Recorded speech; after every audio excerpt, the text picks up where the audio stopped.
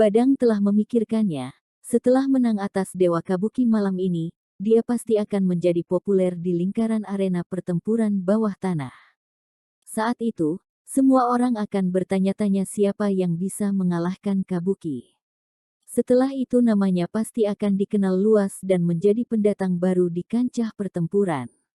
Dengan catatan rekor dan reputasi, pemilik Tiger Wong pasti akan datang untuk mengontraknya secara langsung, menjadikannya pilar, memberinya sumber daya pelatihan yang baik. Pada saat itu, dengan 99% dari bakatnya dan 1% dari usahanya, dia pasti akan bisa menjadi King of Fighter, meraih banyak kekayaan dan wanita cantik. Memikirkan hal ini, kebahagiaan di dalam hatinya tidak dapat ditekan, dia tidak bisa menahan senyum dan tawanya di atas ring. Para penonton di tribun bahkan bingung. Apa yang ditertawakan idiot ini? Dia tidak gila kan? Siapa yang tahu? Mungkin dia tidak punya otak. Kurasa dia mungkin terlalu takut dan gugup dengan Kabuki, hingga dia menjadi gila. Berbagai diskusi datang satu persatu, semuanya memasuki telinga Badang. Kalian bisa berbicara sesuka hati, ketika aku menghajar Kabuki nanti, kalian semua akan terkejut sampai tidak bisa menutup mulut kalian. Setelah diam-diam berpuas diri di dalam hatinya, Badang mengepalkan tinjunya ke dadanya. Ayo mulai, aku sudah tidak sabar. Staf segera melambai, mengumumkan dimulainya pertempuran. Saat pertempuran dimulai, Badang dengan hati-hati melangkah maju dan mulai mencari titik serangan. Meskipun tidak menganggap serius lawannya, Badang masih sangat berhati-hati dalam pertempuran yang sebenarnya. Sebagai petarung yang matang, dia tidak akan meremehkan lawan yang lemah. Bahkan jika lawannya adalah semut, dia akan memberikan segalanya dan tidak pernah memberi lawannya kesempatan untuk menang. Sebuah tinju palsu dilayangkan, lalu mundur, tendangan palsu lainnya juga, kemudian dia mundur lagi. Badang terus menguji. Markus yang menonton pertempuran di tribun tidak bisa menunggu lebih lama lagi, persetan dengannya, pukul saja dengan keras. Markus tidak peduli apakah Badang menang atau kalah, dia hanya ingin mengakhirinya dengan cepat agar Badang bisa memberi pelajaran pada Henry. Penonton lain di tribun juga tidak sabar, mereka semua mengolok-olok ketidakmampuan Badang yang hanya naik ke atas panggung untuk menjual wajahnya. Mendengar desakan dan ejekan, Badang tidak bisa menahan diri, terlebih lagi Kabuki hanya berdiri di tempat seperti orang bodoh, bahkan tidak bergerak, tidak peduli seberapa banyak mengujinya, dia tetap diam di tempat. Jadi setelah mencari kesempatan yang cocok, Badang akhirnya melayangkan tinjunya ke Henry. Pada saat ini, tinjunya melayang keluar bersama angin, seperti seekor naga yang keluar dari laut, terbungkus kekuatan dahsyat, langsung menuju ke dada Henry. Tapi dari sudut pandang Henry, tinjunya begitu lambat seperti siput, masih lemah, bahkan tidak mengancam. Untuk membiarkan Badang merasakan pukulan yang sebenarnya, Henry mengisi tinjunya dengan cakra murni dan meninju dengan kecepatan di luar mata manusia. Tinju itu secepat kilat dengan suara mendengung yang membuat Badang pucat karena terkejut.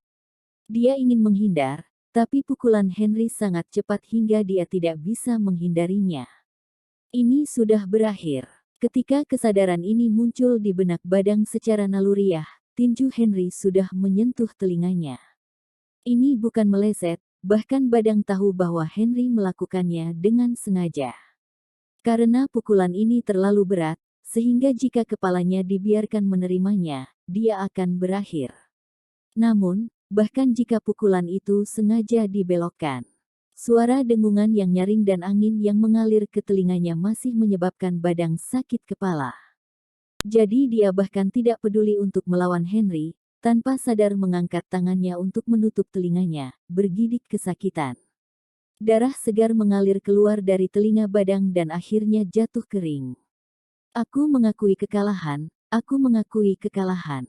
Pukulan mengerikan Henry, meskipun tidak mengenai tubuh Badang, benar-benar menghancurkan kepercayaan dirinya. Dia bahkan tidak ingin bertarung lagi, juga kehilangan keberanian untuk bertarung lagi. Dia tahu betul bahwa Henry telah menahan tangannya, jika tidak, dia sudah menjadi mayat sekarang, bahkan tidak akan memiliki kesempatan untuk mengakui kekalahannya. Setelah memberi isyarat kepada staf untuk mengakui kekalahan, Badang berterima kasih kepada Henry dengan suara gemetar. Terima kasih, terima kasih. Saat membungkuk untuk berterima kasih pada Henry, Badang secara tidak sengaja melihat luka bakar berbentuk plum di pergelangan tangan Henry. Melihat luka bakar itu, Badang tanpa sadar bertanya, "Kamu, juru masak tadi?" Wajah Henry di balik topeng sedikit terkejut, lalu berubah serius, "Kamu tahu. Kalau gitu aku tidak bisa membiarkanmu tetap hidup."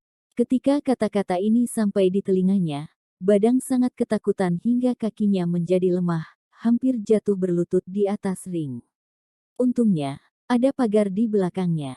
Dia bersandar di pagar untuk menstabilkan kakinya yang lemah, tapi masih sulit untuk menahan rasa takut yang datang bersama ancaman kematian. Aku keliru, aku tidak mengenalmu, aku benar-benar tidak mengenalmu." Suara Badang bergetar, penuh permohonan, matanya penuh dengan ketakutan. Dia tidak berani menatap Henry lagi, kepalanya tertunduk dengan gemetar. Tapi dia juga tidak berdiri di sana dengan bodoh, perlahan mencoba keluar dari pagar pembatas dengan mengompol. Badang tahu bahwa, jika dia bisa keluar dari pagar pembatas, itu berarti Henry melepaskannya. Pengetahuannya terbukti benar, setelah berhasil menerobos keluar ring, Henry kembali ke tengah ring. Saat staf mengumumkan kemenangan Henry, Badang yang berada di bawah ring menghela nafas lega dan menjatuhkan dirinya.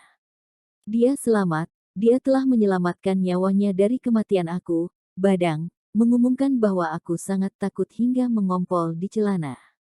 "Aku tidak berani bertarung dengan Dewa Kabuki lagi, aku mengaku kalah."